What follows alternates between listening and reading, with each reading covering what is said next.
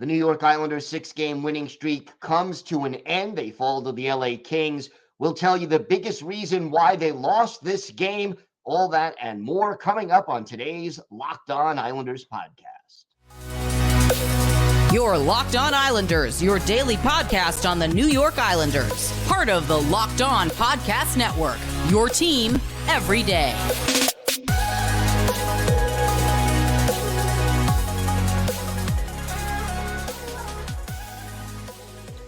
And welcome, everybody, to the Tuesday edition of the Locked On Islanders podcast, part of the Locked On Podcast Network, your team every day. I want to thank everyone who makes Locked On Islanders your first listen every day.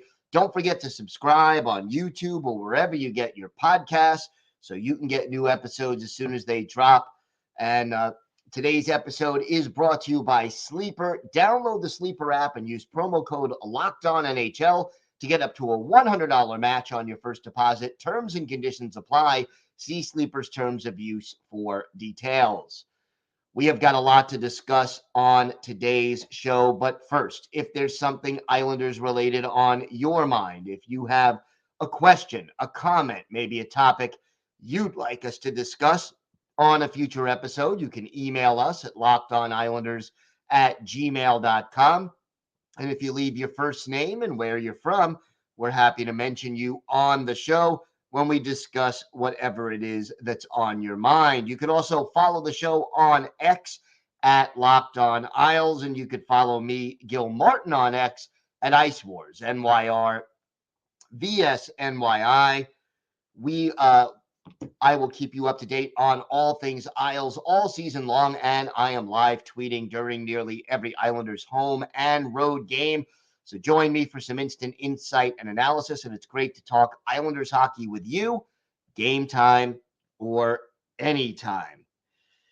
So the winning streak is over.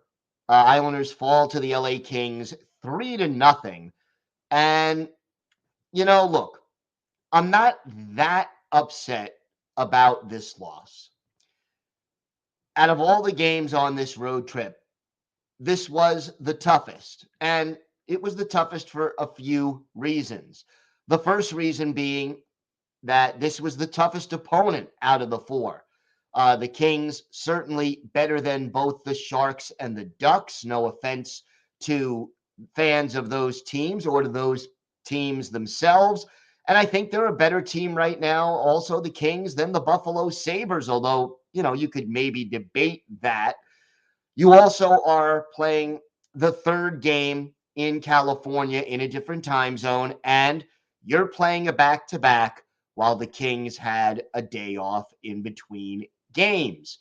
So a lot of advantages for the Kings before the game even starts. And look, there were, 19 games left on the schedule. We knew the Islanders weren't going to win all of them down the stretch. And so, look, in the first period, I think the Islanders were okay, especially defensively. They did a solid job of limiting the chances for the LA Kings. But overall, the offense throughout the course of this game, it just was flat. And, the Islanders managed officially 26 shots on goal, gave up 25 if you include the empty netter at the end. And yet, to me, if you look at how many high danger chances the Islanders had in this game, I think you could count them on the fingers of one hand. The Kings did a good job of shutting down the Islanders' offense, really did not give them a chance to set up. The passing wasn't crisp. The skating wasn't crisp. When the passing was working, it was all on the perimeter. And, that was always frustrating because it just, didn't work that way. And it didn't result in the Islanders seemingly getting closer to actually scoring a goal in this game. So overall, a disappointing performance. The second period was terrible again, just like it was against Anaheim, where the Islanders went minutes without a shot. I think at one point between late in the first period and early in the second period, the Islanders went more than 13 minutes without recording a shot on goal. That is certainly not a recipe for success.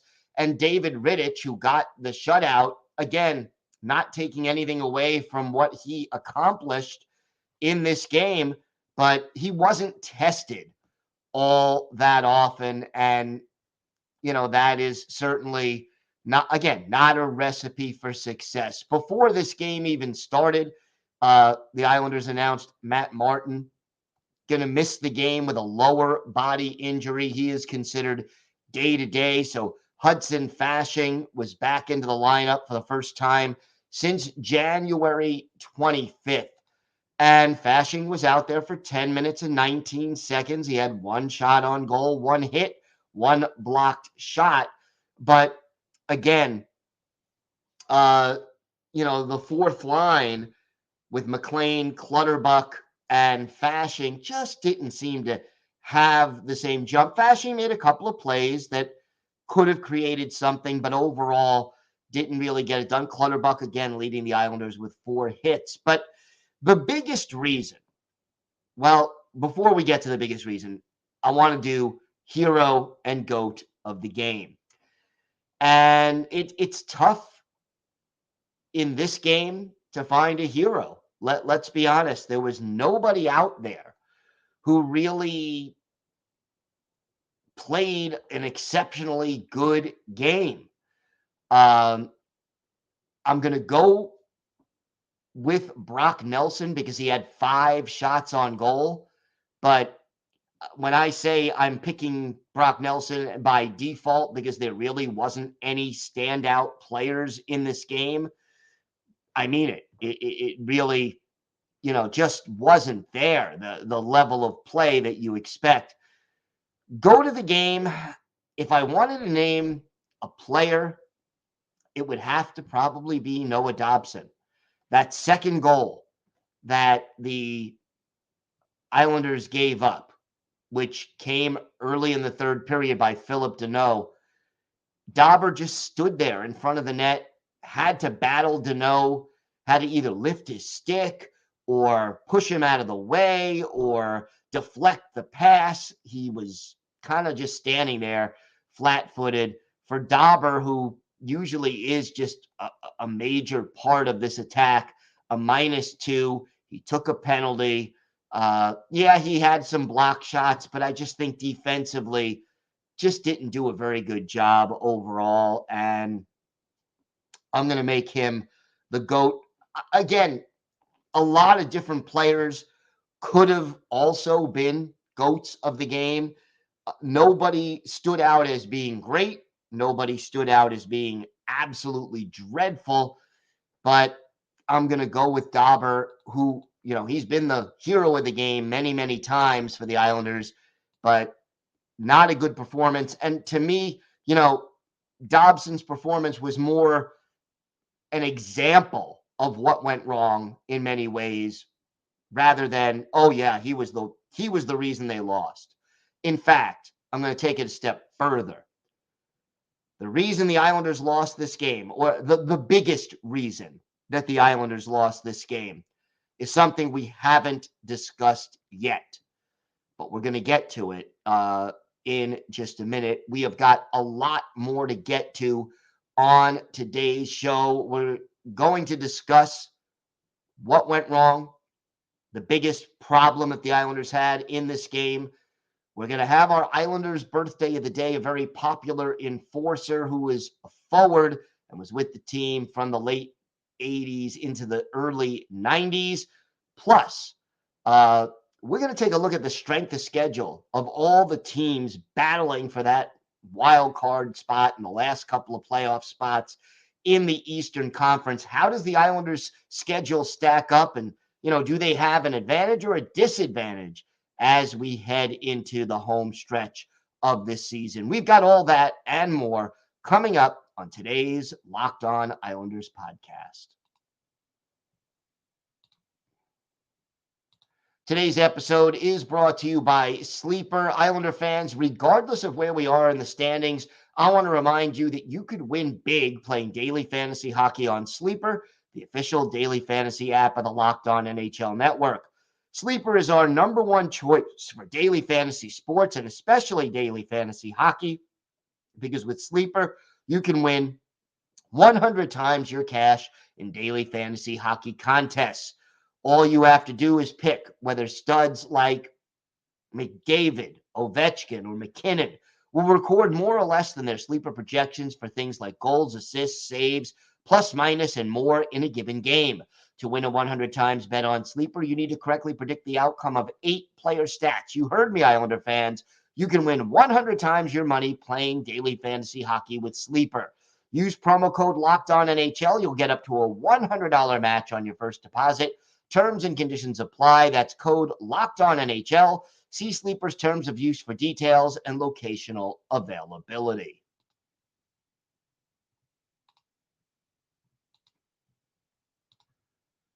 Locked On has launched the first ever national sports 24/7 streaming channel on YouTube, and now it's also available on Amazon Fire TV in the free Fire TV channels app. Locked On Sports Today is here for you 24/7, covering the top sports stories of the day with the local experts of Locked On, plus our national shows covering every league. Find Locked On Sports Today now available on the free Fire TV channels app. So I wanted to discuss the biggest reason the Islanders lost this game. And it's something that has been an issue for this team on and off for most of the season. In this game, the New York Islanders went 0 for 5 on the power play. And look, you go to this game and look back at it. Scoreless first period. It's 1-0 after 2 periods. And even after the Deneau goal early in the third, the Islanders had at least 2 chances with the man advantage in the last 10 minutes of the hockey game, and they just didn't generate anything with the extra attacker. And I can't begin to tell you how frustrating it was because, again, the Islanders more or less kept the puck on the perimeter throughout the power play. They weren't getting the puck into high danger areas. They weren't going in up front. I didn't see Anders Lee battling for position, going for those rebounds and deflections and tips and screens. The power play looked out of sync. And you go 1 for 5 on the power play, and it's a completely different hockey game. And it was both the first unit and the second unit, and later in the game, Patrick Waugh kind of tried to mix things up a little bit and you know, just to get the team going. At Holmstrom out on the power play late in the game. Nothing really seemed to help. And again, overall, the Islanders just need to be sharper on special teams. The penalty kill, it's been better as of late, but it still remains a problem. And the power play just had no zip, no life. And it, again, the power play just being emblematic of the way the team played. They just didn't seem to have a jump. They looked very much like a team playing on the back end of a back-to-back. And it showed. I mean, the sharpest player, probably, other than Brock Nelson, probably Ilya Sorokin, who stopped 22 of 24 shots. Although, first goal, I wasn't thrilled with. It kind of Mike Riley deflected, the stick of Adrian Kempe, even though the puck wasn't touched by Riley, but I think that kind of confused Sorokin a little bit. And then the Deneau goal, I just didn't like the angle that was played there. But again, uh, overall, Sorokin was solid, not spectacular, but solid. Let's put it this way: he played well enough for the Islanders to win, or at least get a point if they could only come up with a couple of goals. So, disappointing performance for sure. One other thing, and everydayers, you know me, I rarely comment about the officiating in Islander games. And look, there are questionable calls pretty much in every game. The NHL is a fast sport. It is not an easy sport to officiate.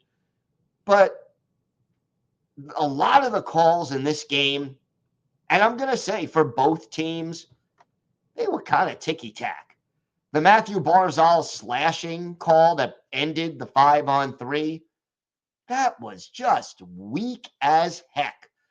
That being said, the goalie interference call on Adrian Kempe, not wrong because Kempe didn't make an effort to get out of the way of Ilya Sorokin, but was he pushed in? I believe it was by Adam Pelech.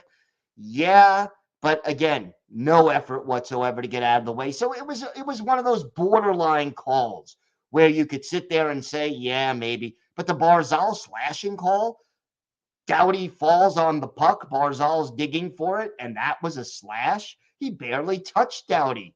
And it was, there were a few calls that were just questionable. It did cut both ways, although, perhaps the Islanders were victimized by it a little bit more frequently than the Kings were. But overall, this was not the best officiated game. And again, it takes a lot for me to sit there and say, yeah, the refs were terrible. I tend to focus more on, unless it was a blatant call, I always think you have a chance to, overcome some of those calls down, over the course of a game. So we're going to talk a little bit more about the rest of the schedule because, folks, there's not a lot of games left right now for the New York Islanders. They don't play again until Thursday, but as of right now, the Islanders have 18 games left in this season. Out of all the teams battling for one of the final playoff spots in the East, who's got the easiest schedule? Who's got the hardest? Where do the Islanders fit into that equation? We're going to break that all down. We've got that plus our Islanders birthday of the day still to come on today's Locked On Islanders podcast. Today's episode is brought to you by eBay Motors. Passion, drive, and patience. What brings home the winning trophy is also what keeps your ride or die alive. eBay Motors has everything you need to maintain your vehicle and level it up to peak performance. From superchargers, roof racks, exhaust kits, LED headlights, and more.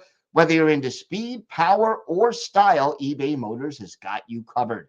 And with over 122 million parts for your number one ride or die, you'll always find exactly what you're looking for. And with eBay Guaranteed Fit, your part is guaranteed to fit your ride every time or your money back. Because with eBay Motors, you're burning rubber, not cash. With all the parts you need at the prices you want, it's easy to turn your car into the MVP and bring home that win. Keep your ride or die alive at ebaymotors.com. Eligible items only. Exclusions apply. eBay Guaranteed Fit only available to U.S. customers. Locked On has launched the first ever national sports 24/7 streaming channel on YouTube, and now it's available on Amazon Fire TV and the free Fire TV channels app. Locked On Sports Today is here for you 24/7, covering the top sports stories of the day with the local experts of Locked On, plus our national shows covering every league. Find Locked On Sports Today now available in the free Fire TV channels app. As I mentioned, Islanders 18 games remaining on the schedule. And, where is that going to fit in against some of these other teams? Well, Islanders have 9 home games and 9 road games. They play 9 games against teams that, if the season ended now, would make the playoffs, and 9 against teams that would not make the playoffs. Their opponent's winning percentage going into last night's game against the Kings was .559. It's obviously going down a little because the Kings were one of those playoff teams that the Islanders had to face. So, again, it is going to go down to the wire. Now, some of the other teams have it a little bit easier. The Red Wings, also with 18 games remaining, and because the Islanders no longer have the game in hand, that's why Detroit once again regains the that final playoff spot if the season ended today. But Detroit, their opponents have a .545 win percentage, and the Red Wings, fairly easy schedule coming down the stretch. Tampa Bay, 17 games left, 8 at home, 9 on the road, 8 games against playoff teams, 9 against non-playoff teams. Tampa Bay, 2 points ahead of the Islanders.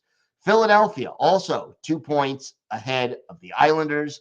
They have 9 home games rather, and 8 road games.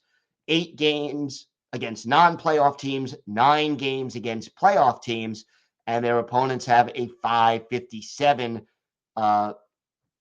points percentage, just slightly easier schedule than the Islanders. The Red Wings, only 8 home games, 10 on the road, 7 games, though, against playoff teams, 11 against non-playoff teams, and their opponent's point percentage is .545.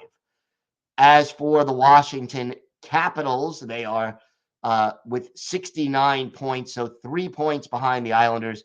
They have 20 games remaining, 9 at home, 11 on the road, 12 games against playoff teams, 8 against non-playoff teams. They have the toughest schedule down the stretch.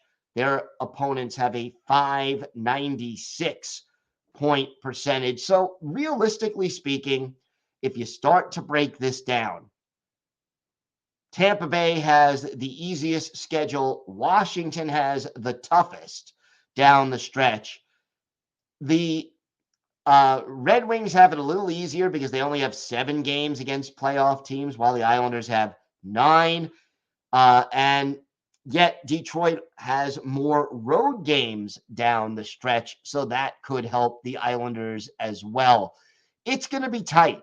There is not a lot of margin for error for the New York Islanders. And you look ahead, you have Buffalo in Buffalo Thursday, and then you have Saturday afternoon against Ottawa. 2 teams back-to-back that are not in the playoff picture right now. Got to get at least 3 out of 4, if not 4 points there. And then Sunday afternoon, the big battle against the Rangers. It gets tough after Ottawa. You go at the Rangers, Carolina, at Detroit, Winnipeg, the Devils, the Panthers, the Lightning, the Flyers. That is the hard stretch.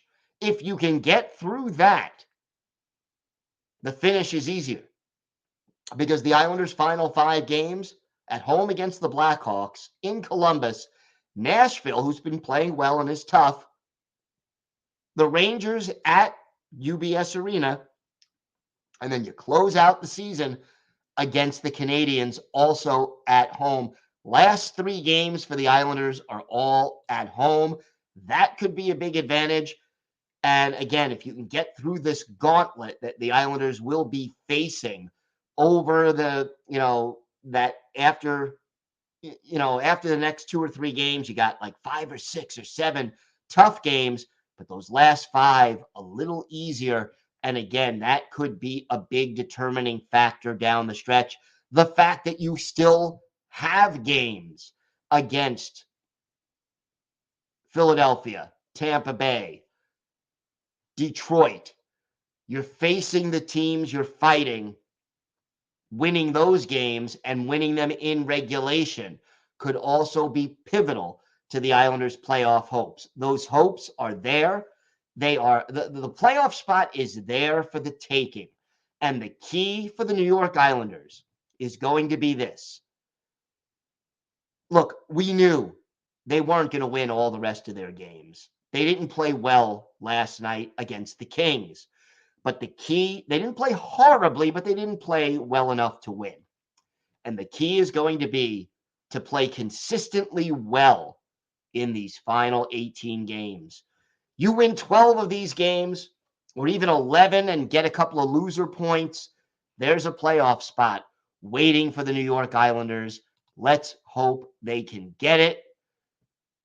It's going to be a dogfight.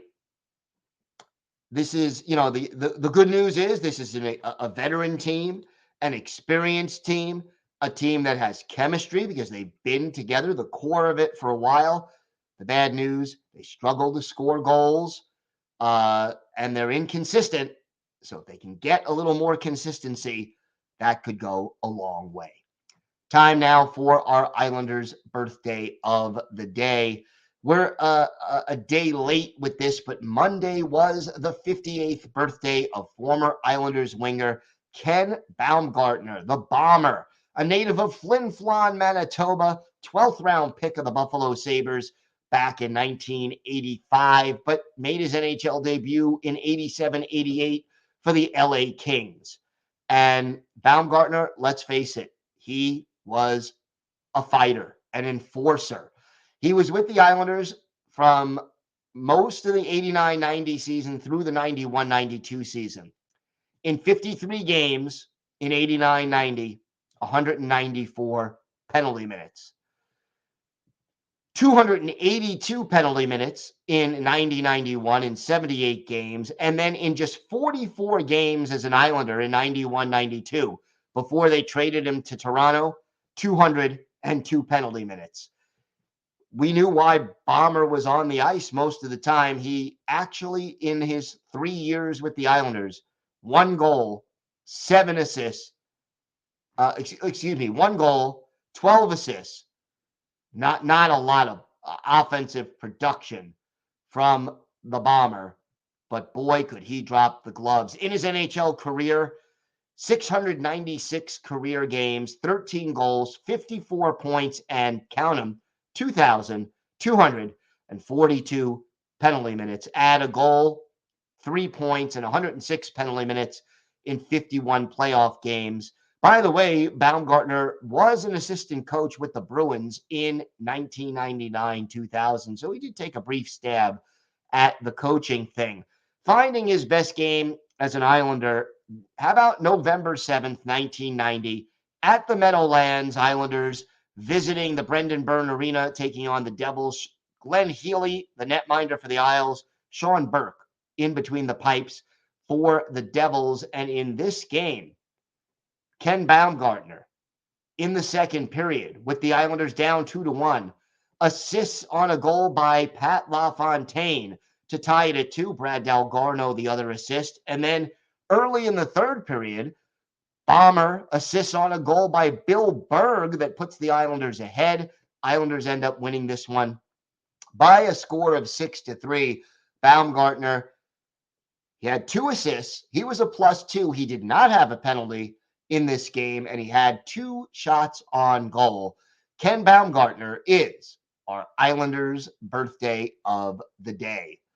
Thanks again for making Locked On Islanders your first listen every day, everydayers. Tomorrow on the show, we will discuss the latest Islanders news, notes, and happenings. We hope to have an update on Matt Martin, plus our weekly farm report on all things Bridgeport Islanders. So make sure you join us for that. Until then, have a great day, everybody. Stay safe. And of course, let's go Islanders.